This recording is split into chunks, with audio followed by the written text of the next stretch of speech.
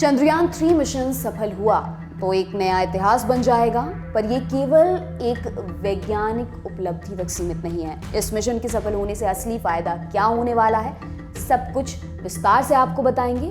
पर सबसे पहले जान लेते हैं कि चंद्रयान 3 अभी किस स्टेज में है।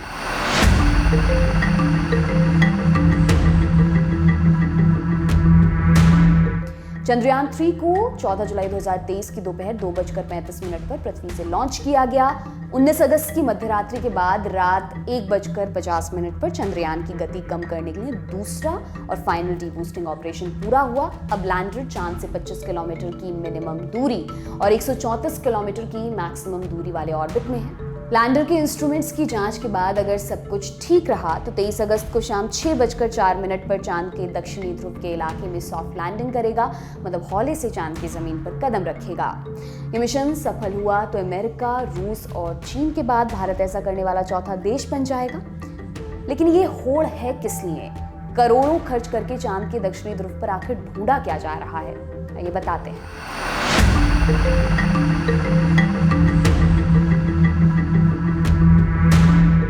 असल में चंद्रमा के दक्षिणी ध्रुव के कई बड़े हिस्सों पर मौजूद क्रेटर, गड्ढे अरबों वर्षों से सूर्य की रोशनी से छूते हैं। कह लीजिए कि वहाँ एक किस्म की परमानेंट शैडो है। कभी सूरज का प्रकाश नहीं पड़ा, इसलिए चांद के दक्षिणी ध्रुव का तापमान काफी कम है।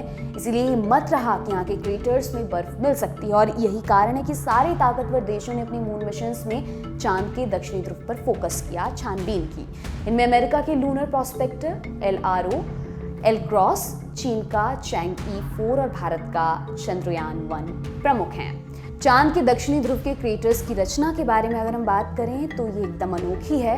हमारे सौर मंडल के पैदा होने से जुड़े सबूत मिल सकते हैं। ये भी मत है कि इन विशेषताओं के चलते चांद का इलाका मानव बस्ती बसाने की क्षमता रखता है।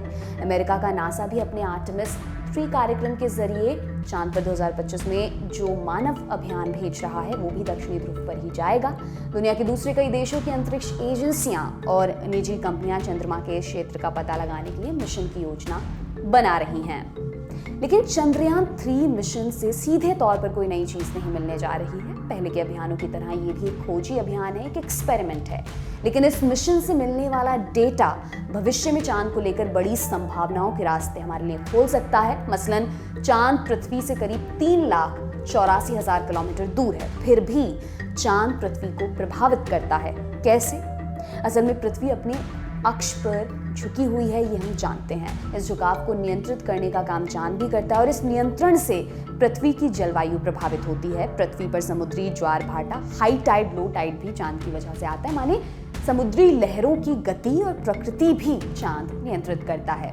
तो चांद की नई जानकारियां सामने आने से पृथ्वी पर चांद के प्रभाव को बेहतर तरीके से हम समझ सकते हैं। चांद के दक्षिणी ध्रुव की मिट्टी और चट्टानों के केमिकल टेस्ट से उस इलाके की भौगोलिक विशेषताओं, उसके वातावरण की जानकारी हमें मिलेगी। भविष्य में चांद पर इंसानों को भेजने के मिशन आसान हो जाएंगे। निजी संस्थाओं के लिए मून मिशन एक व्यवसाय की तरह उभर रहा है, और इसमें भी बढ़ोतरी होगी।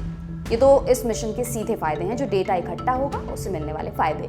लेकिन भविष्य को लेकर कुछ दूरगामी और बड़ी उम्मीदें भी हैं।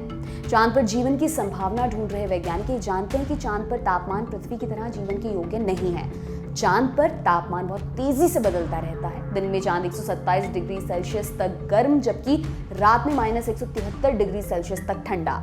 लेकिन चांद के पास कई संसाधन ऐसे हैं जिनके लालच में दुनिया भर के देशों की स्पेस एजेंसीज चांद को और ज्यादा खोजने, टटोलने और समझने में जुटी हुई हैं।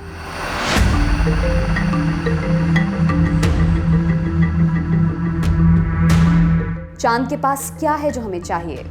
इंडिया टुडे की एक खबर के मुताबिक साल 2008 में भारत के चंद्रयान 1 मिशन के दौरान हमने चांद पर पानी खोज लिया था। इस मिशन के दौरान चांद की सतह पर हाइड्रोक्सिल, ऐसे यौगिक जिनमें हाइड्रोकार्बन के साथ OH ग्रुप भी होता है, माने ऑक्सीजन और हाइड्रोजन के परमाणु शामिल होते हैं, इनके अणु मिले थे। चांद के दोनों ध्रुवों पर इनकी तादाद और ज्यादा थी। अब यही पानी जीवन के लिए तो बेसिक जरूरत है ही, हाइड्रोजन और ऑक्सीजन का सोर्स भी होता है, जो रॉकेट के लिए बतौर ईंधन इस्तेमाल किए जा सकते हैं। ऐसे में चांद के किसी इलाके में अगर बहुतायत में पानी होने का पता चला तो आने वाले वक्त में रॉकेट्स के लिए चांद पर ही ईंधन जुटाने की कोशिशें भी शुरू की जा सकती हैं। इसके अलावा चांद पर मौजूद है हीलियम 3, ये हीलियम गैस का एक आइसोटोप होता है जो पृथ्वी पर दुर्लभ है, ना के बराबर इसकी मात्रा है। लेकिन नासा के मुताबिक चांद पर लाखों टन हीलियम 3 तत्व मौजूद है। यूरोपियन स्पेस एजेंसी के मुताबिक हीलियम 3 का नेचर रेडियो एक्टिव नहीं होता, इसलिए इसका इस्तेमाल न्यूक्लियर एनर्जी बनाने में हो सकता है और इससे कोई खतरनाक रेडियो एक्टिव कचरा भी पैदा नहीं होगा। इसके अलावा चांद पर कई ऐसे मेटल्स मौजूद हैं जिनका इस्तेमाल स्मार्टफोन्स और कंप्यूटर्स आदि बनाने में होता है। एयरक्राफ्ट, रॉकेट और जहाज बनाने वाली कंपनी बोइंग ने एक रिसर्च की थी। इसके मुताबिक चांद पर स्कैंडियम, येट्रियम और 15 लैंथेनाइड्स मौजूद हैं। इन्हें रेयर अर्थ मेटल्स भी कहते हैं, मानिए धरती पर बहुत कम मात्रा में मिलते हैं। किसी खनिज या धातु को पाने के लिए उसका खनन, उसकी माइनिंग की जाती है। चांद पर इन तत्वों की माइनिंग कैसे होगी ये साफ नहीं है। इसके लिए पहले तो चांद पर ऐसा इंफ्रास्ट्रक्चर बनाना होगा, मोटामाटी कहें तो खदान बनानी होगी, फिर मशीनों के जरिए खनन का काम किया जा सकता है।